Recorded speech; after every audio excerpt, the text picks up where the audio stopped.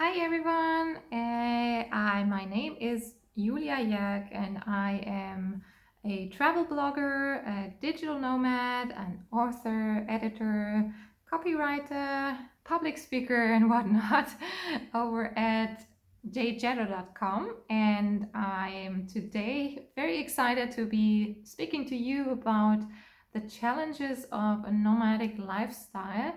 And you can call me an expert in this because a little bit about me so you understand why I'm talking about this today to you. I have been living the nomadic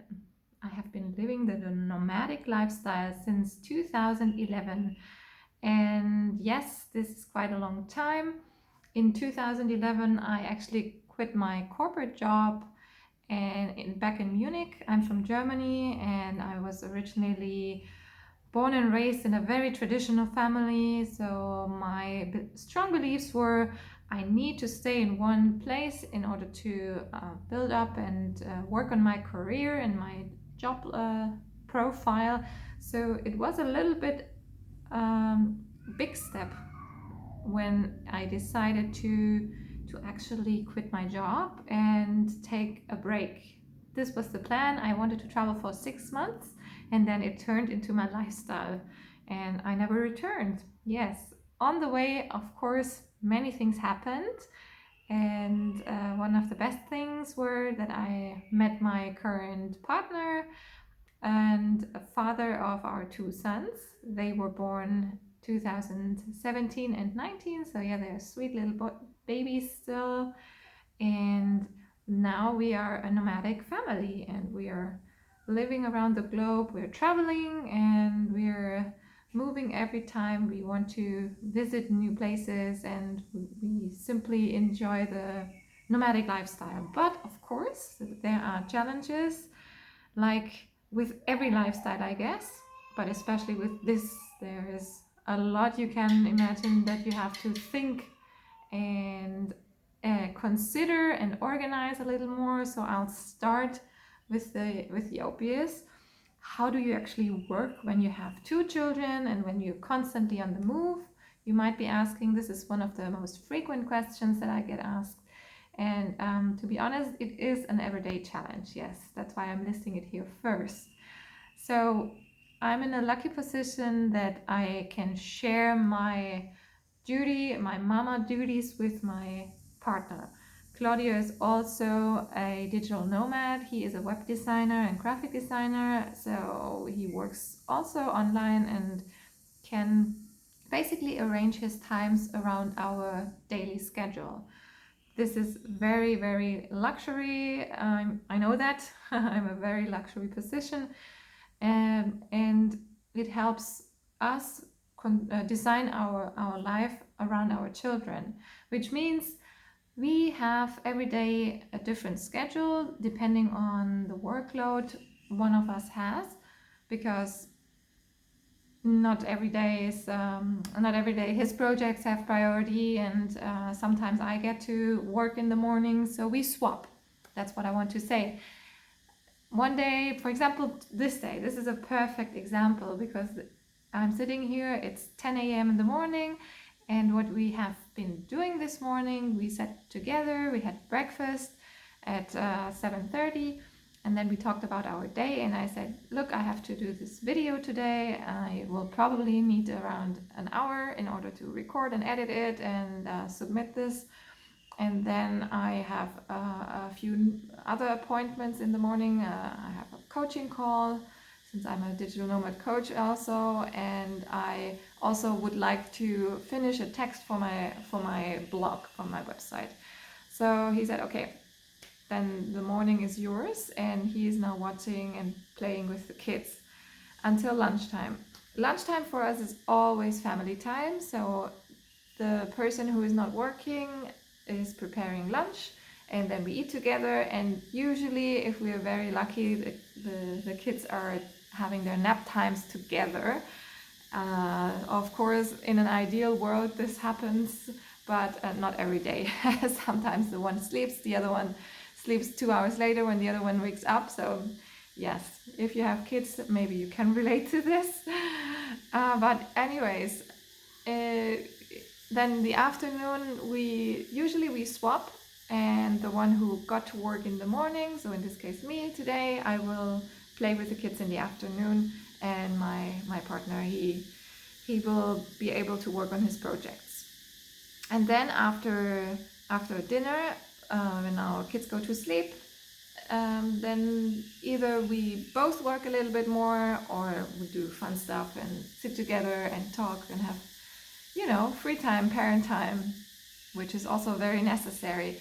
So I think a big challenge is simply to get your day organized, to be clear on who is working when, so that there's not a confusion. If you're doing the digital nomad lifestyle yourself, it's a lot easier to organize your day. I've been there too, but it is not impossible even with a family. All you need to do is talk about it and get yourself like a schedule, or if you're into lists or plans, then maybe you can even write down the week that is coming up, and you both of you can fill in the projects that you're working on, so you have a little bit more structure in your day.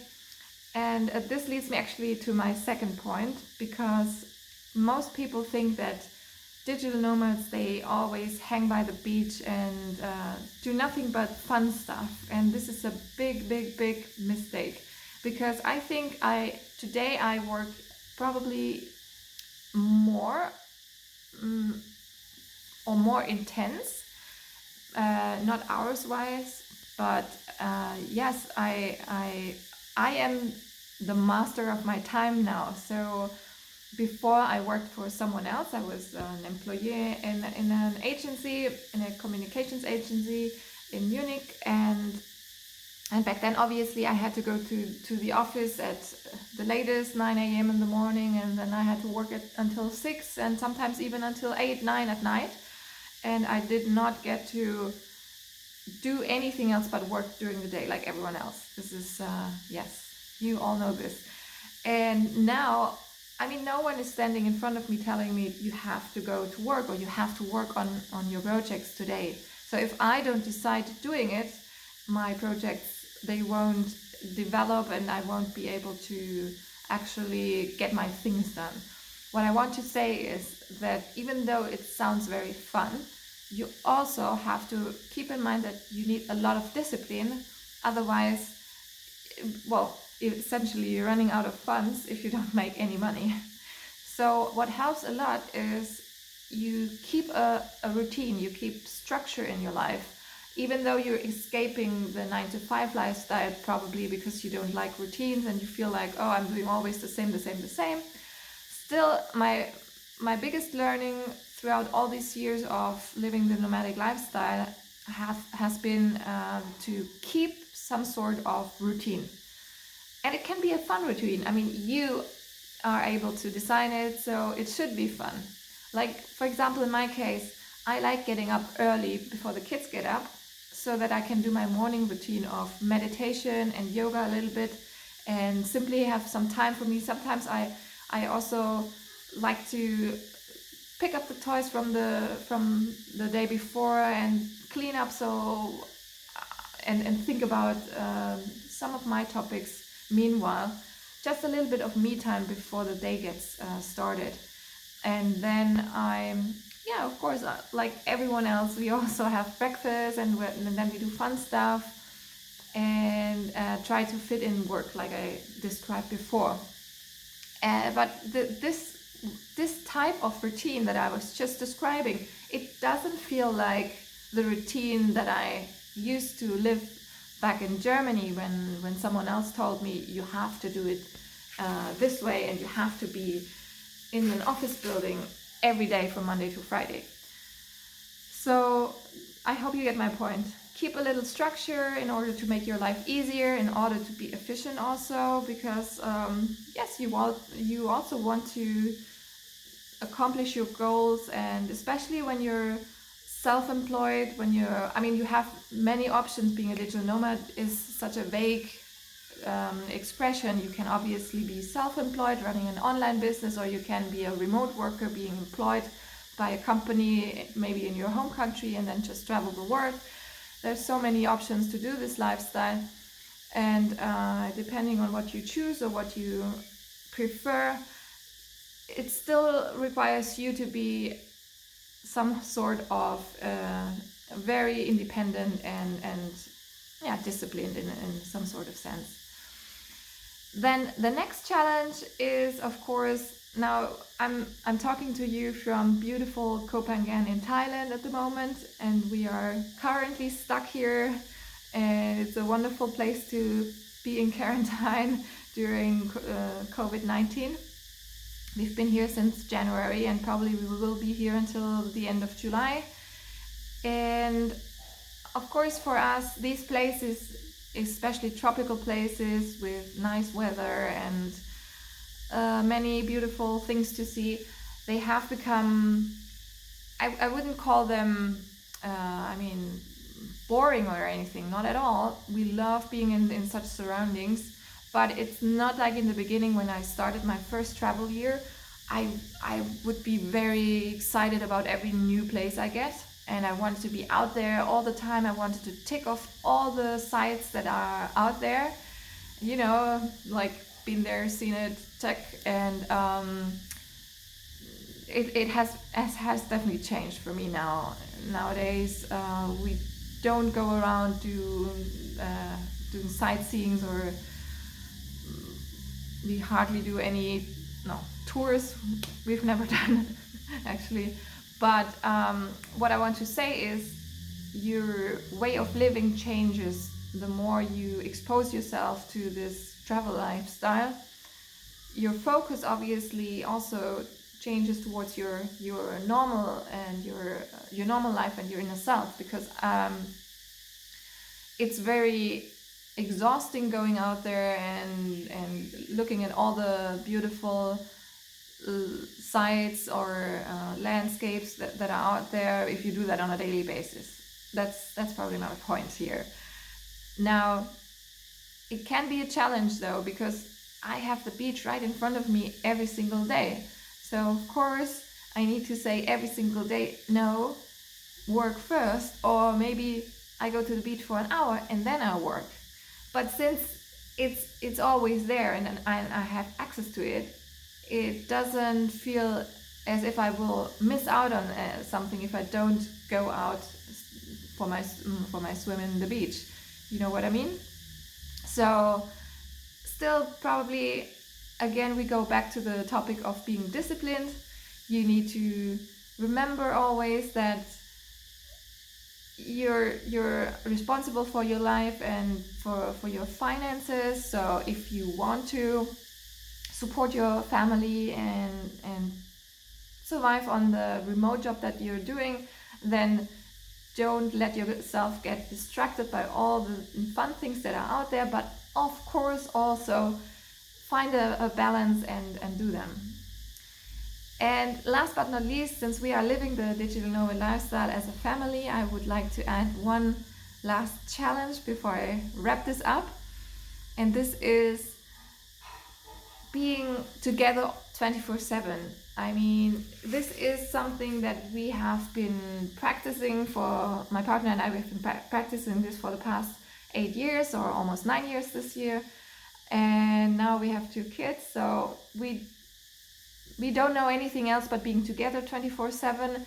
And still, I mean, it is a challenge at times, because obviously everyone needs their private space, their personal time for themselves. So what we do is we make this happen in order to enjoy being together again. Probably nowadays, during the corona crisis, many people can relate now to our lifestyle, because before, friends of mine who stayed at home and have a normal life, going to their job and leave the house in the morning, and then they see each other in the evening, they were always saying, but how do you do this? You spend the whole day together with your partner and now with your kids, and is that not getting onto your nerves? And I was always saying yes and no. I mean, I would be lying if I said no, it's always great. No, it's not always great. Of course, we also have our discussions, our fights, like in every single normal relationship. But for us now, this COVID-19 situation has not changed anything at all in respect to our usual time that we spend together. We manage our days according to be able to enjoy the fun time with our kids and try to fit in as much work hours as possible, but it's not something that we find well, it's nothing bad for us at all. In fact, it's the greatest freedom, and it's a wonderful lifestyle that we prefer over the normal one. So yes, how we face this challenge is simply by communicating a lot. Every time one of us has a problem with something, we spit it out immediately. You cannot carry it around, and this is probably the biggest learning also when living together with a partner, the nomadic lifestyle.